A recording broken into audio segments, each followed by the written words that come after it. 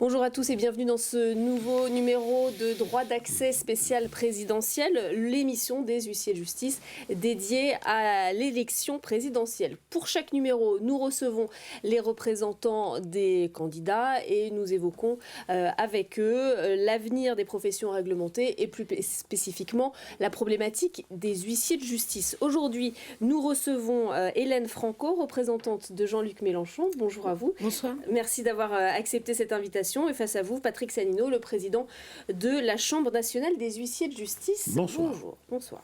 Première question très ouverte. Quelle est pour vous votre vision des professions réglementées du droit ? D'abord, je vais commencer avec quelques mots de modestie, puisque moi, j'ai pour profession d'être magistrate depuis presque 20 ans. Je suis donc dans le domaine de la justice et les deux pieds dedans. Voilà, je n'ai pas de détachement, d'allègement de mon service. Et donc, à ce titre-là, je vous parle les deux pieds dans la glaise, si je puis dire, de l'intérieur du tribunal. Et ce qui m'est venu d'abord à l'esprit quand on m'a parlé de cette émission portant sur les huissiers, c'est les huissiers d'audience. Voilà. Les huissiers audienciers, comme on dit dans notre jargon, nous manquent cruellement. Et en me penchant sur l'histoire, je me suis aperçue que ce fut la première fonction des huissiers. Les huissiers ont d'abord été inventés, alors sous les Romains, je vous la fais courte, sous les Romains puis au Moyen-Âge en France, et bien pour être des auxiliaires, des magistrats, des auxiliaires lors des audiences. Voilà, donc c'est assez paradoxal, si je puis dire, et assez triste, dans le fond, de voir qu'au quotidien, dans les tribunaux, les huissiers audienciers sont fort maltraités. J'ai appris, parce que je me suis renseignée, qu'en tout et pour tout, pour une vacation de 4 heures, ils gagnent royalement 60 €.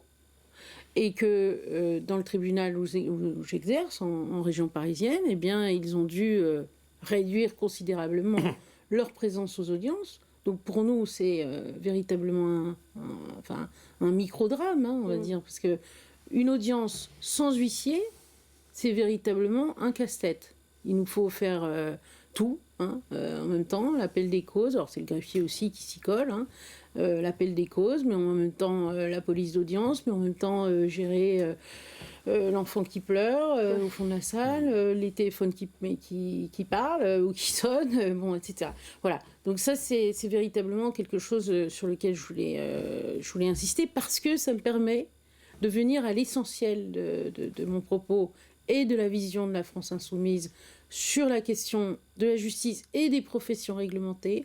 C'est que d'abord on est dans le domaine régalien et que on parle d'abord d'un service public, d'un service rendu au public, et que les professions réglementées sont d'abord vues par ce prisme, par nous en tout cas. Voilà. Est-ce que vous pensez justement que la spécificité des professions réglementées du droit doit être aujourd'hui préservée face à ce qu'on appelle l'ubérisation du droit et l'arrivée de nouvelles offres de prestations juridiques qui émanent d'autres pays ? Absolument. Nous sommes totalement opposés au fait que la justice soit une marchandise. Et c'est pourtant ça qui se profile.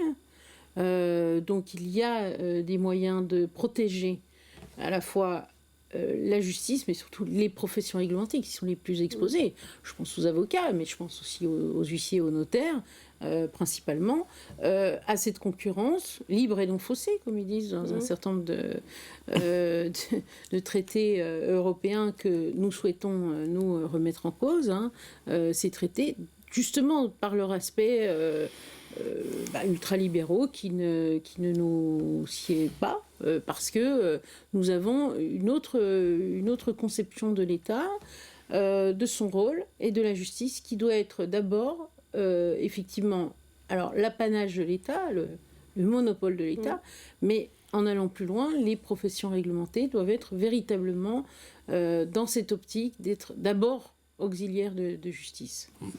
Si vous me permettez une petite réponse, parce que là j'ai entendu des choses extrêmement intéressantes, mais il ne faudrait pas, madame, que le propos sur les huissiers reste réducteur uniquement aux audiences. Et quand vous avez parlé de tarifs indigents, je vais aller même au-delà. Une signification en matière pénale, c'est 4,50 €. Je ne vois pas une autre profession ou un artisan prendre 4,50 € pour faire 80 km. Donc nous avons un tarif absolument indigent. En revanche, permettez-moi simplement de vous dire que le rôle de l'huissier, certes, est important aux audiences, mais il ne se borne pas qu'aux audiences. 90% de sa fonction est une fonction de constatation, de recouvrement de créances, de conseil. Et nous faisons pratiquement plus de 2 millions ou 3 millions de consultations juridiques. Et l'important dans tout ça, madame, c'est le justiciable qui est au cœur de la cité qui nous importe. Voilà, c'est pour ça que je dis que les audiences, oui, mais à des tarifs indigents, non. Voilà, là je partage votre propos. On va passer à un autre thème. Est-ce que, selon vous, on peut considérer que l'autorité de la concurrence dispose de l'expertise suffisante pour arbitrer à la fois sur le tarif et sur l'installation des professions réglementées, sans tenir compte des recommandations des représentations professionnelles? En fait, à la place de l'autorité de la concurrence, ne faudrait-il pas plutôt créer une autorité spécifique de régulation des professions réglementées qui s'appuierait, entre autres, sur l'expertise des représentations professionnelles? Alors, je veux dire que je suis incapable d'aller dans ce degré d'état, parce que je dirais des bêtises, hein. Même si c'est sûrement pas un détail pour votre profession, hein. Mais je ne veux pas dire de bêtises. Nous ne sommes pas allés dans ce degré de précision dans notre programme justice, hein, d'ailleurs, qui est sorti sous forme de livret et qu'on peut consulter sur le site jlm2017.fr. Donc je ne veux pas dire de bêtises et d'approximations.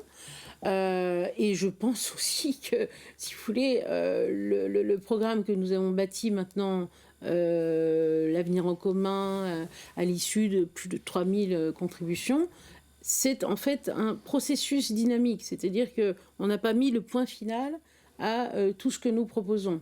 Puisque nous proposons, hein, c'est aussi important d'avoir ça en tête, pour le ministère de la Justice et pour le budget de la justice, d'une manière générale, une augmentation sur 5 ans de 2,5 milliards, ce qui nous permettra de rattraper le retard considérable que nous avons par rapport aux autres pays d'Europe.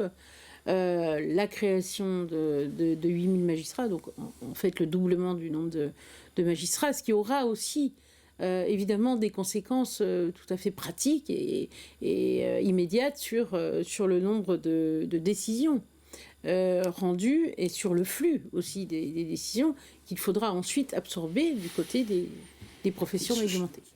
À propos de la révision des tarifs, vous avez une question? Oui, la loi Macron, dans le cadre de la révision des tarifs et éventuellement de la cartographie, vous savez, de la liberté d'installation, elle avait prévu 5 ans. Le décret a modifié, a ramené à 2 ans. Je trouve quand même que 2 ans, cette révision est trop contraignante, difficile à respecter.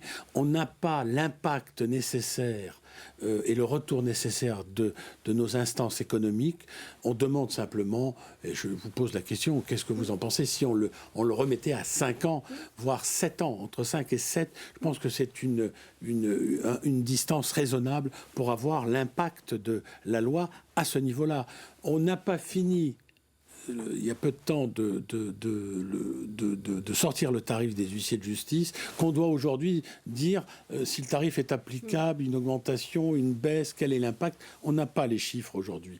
Donc il faut plus de 2 ans, largement. Oui, je suis assez d'accord avec ça. Et je trouve ça assez choquant, du reste, qu'un décret vienne contredire la loi aussi peu de temps après. C'est contre allégem. Bon, en tout cas, contredire, sinon, resserrer un délai comme ça, qui est manifestement un délai assez déraisonnable dans l'autre sens que celui qu'on donne à ce terme généralement. Et effectivement, je pense que 2 ans, c'est beaucoup trop court. 5 ans, voire plus, ce serait beaucoup plus raisonnable. Et là-dessus, encore une fois, les choses sont ouvertes de notre point de vue. Autre thème, sous la mandature présidentielle qui se termine, le monopole de la signification et l'exécution par les huissiers de justice a été confirmé. Même si nous n'avons rien vu qui pourrait sous-entendre une position opposée de la part de votre candidat, pouvez-vous nous confirmer aujourd'hui que rien ne sera fait pour remettre en cause ce monopole? Ah oui, bien, tout à fait, oui. Ça va dans le sens de ce que je disais en préambule, d'ailleurs, sur l'aspect régalien et sur le côté service public, nous souhaitons tout à fait imprimer. Dans le cadre de la loi pour la croissance, une procédure simplifiée de recouvrement des petites créances en dessous de 4 000 € a été initiée sous la responsabilité exclusive de la profession des huissiers de justice. Si votre candidat est élu, fera-t-il en sorte de la préserver, même dans le cadre d'une nouvelle loi ?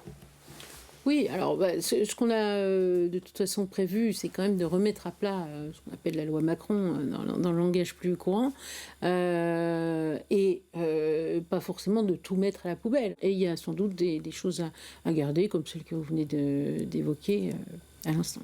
On va aborder à présent un autre aspect de cette loi croissance qui autorise également les huissiers de justice à exercer les fonctions de mandataire judiciaire à titre habituel dans le cadre des procédures de rétablissement professionnel et des procédures de liquidation judiciaire ouvertes à l'égard des entreprises qui ne comptent aucun salarié et dont le chiffre d'affaires annuel hors taxe est inférieur ou égal à 100 000 €. Si votre candidat est élu, question, maintiendra-t-il cette autorisation ?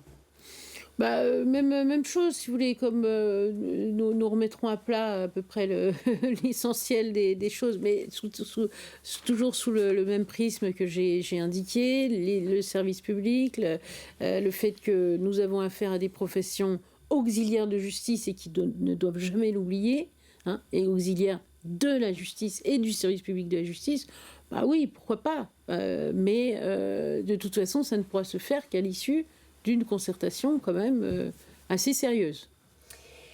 Dernière question à présent, l'huissier de justice est le garant d'un certain maillage territorial, guichet unique du justiciable sur le terrain. Il joue un rôle social important en sa qualité d'ultime lien rattachant le débiteur à ses divers interlocuteurs et en le guidant dans ses démarches sociales. Pensez-vous que la question de la compétence territoriale des huissiers de justice doit être revue afin de préserver une offre de justice et un lien social homogène sur l'ensemble du territoire ? Alors, on en revient à ce que je disais sur la réforme de la carte judiciaire. Nous voulons reprendre cette question à bras-le-corps. Elle a été saccagée, la carte judiciaire, on peut le dire, en 2008. Je parlais des 200 tribunaux d'instance fermés. Il y a eu une dizaine aussi de tribunaux de grande instance, ce qui n'est pas rien. Un seul a réouvert. Je vous le donne en mille, c'est celui de Tulle. On se demande bien pourquoi. Mais plus sérieusement, si vous voulez, il y a un énorme travail à faire. Mais sur les bases que j'indiquais tout à l'heure, c'est-à-dire une concertation digne de ce nom et surtout une réflexion. C'est ça qui manque le plus. Ça a été complètement mis de côté, cette question du service public de la justice en 2008, et nous voulons la remettre au cœur du sujet avec un effort considérable en matière budgétaire pour le ministère. C'est pas pour le ministère lui-même, Place Vendôme, c'est pour l'ensemble de ceux qui contribuent à la justice. Et évidemment, si vous avez par exemple un nombre de magistrats qui double, si vous avez 10 000 créations nettes d'emplois de fonctionnaires de justice, c'est ce que nous prévoyons. Nous l'avons chiffré tout cela, et dans une émission qui a duré fort longtemps, d'ailleurs 5 heures, pour chiffrer notre programme global. Donc tout ça, ce ne sont pas des mots en l'air. C'est hors investissement, je précise d'ailleurs, les 2,5 milliards sur le quinquennat. Et donc, si vous avez un nombre de magistrats qui double, forcément, vous aurez aussi des actes en plus pour les huissiers, et vous aurez à repenser le maillage territorial, puisque, là encore, nous parlons d'un service public, dans mon esprit, et qu'un service public se doit d'abord d'être au plus près des publics concernés. Merci à tous les deux d'avoir participé à cet échange. Merci à vous de nous avoir suivis. Et on se retrouve très vite pour un nouveau numéro de Droit d'accès.